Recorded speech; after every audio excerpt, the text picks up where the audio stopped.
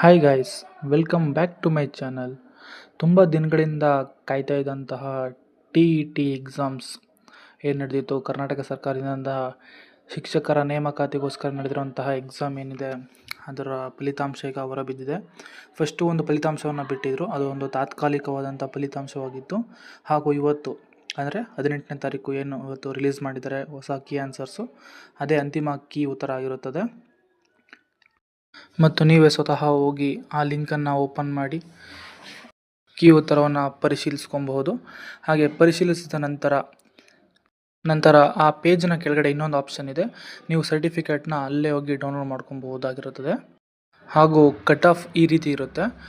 ಯಾರು ಜನರಲ್ ಕ್ಯಾಟಗರಿಯಲ್ಲಿ ಇರ್ತಾರೆ ಅವರಿಗೆ 90 ಮಾರ್ಕ್ಸ್ನ ಕಡ್ಡಾಯವಾಗಿ ತೊಗೊಬೇಕಾಗಿರುತ್ತೆ ಔಟ್ ಆಫ್ 150ಗೆ. ಹಾಗೆ ಯಾರು SC, ST, OBC ಮತ್ತು 2A 2B ಕ್ಯಾಟಗರಿಯಲ್ಲಿ ಏನಿರ್ತಾರೆ ಆ ಕ್ಯಾಂಡಿಡೇಟ್ಸ್ಗೆ 85, ಅಂಥ ಕ್ಯಾಂಡಿಡೇಟ್ಗೆ 82.5 ಅನ್ನೋ ಕಟ್ ಆಫನ್ನು ನಿಲ್ಲಿಸಲಾಗಿರ್ತದೆ. ಸೊ ನೀವು ಅದನ್ನು ಹೋಗಿ ಚೆಕ್ ಮಾಡ್ಕೊಬೋದು. ಯಾರೆಲ್ಲ ಪರೀಕ್ಷೆಗೆ ಹಾಜರಾಗಿರ್ತಾರೆ ಅವರು ಅವರ ಅಪ್ಲಿಕೇಶನ್ ಐಡಿಯನ್ನು ಬಳಸ್ಕೊಂಡು ಅಲ್ಲೋಗಿ ಅಪ್ಲಿಕೇಶನ್ ID ಮತ್ತು ಡೇಟ್ ಆಫ್ ಬರ್ತನ್ನು ಯೂಸ್ ಮಾಡಿಕೊಂಡು ನಾವು ಫಲಿತಾಂಶವನ್ನು ತೊಗೊಬೋದಾಗಿರುತ್ತೆ.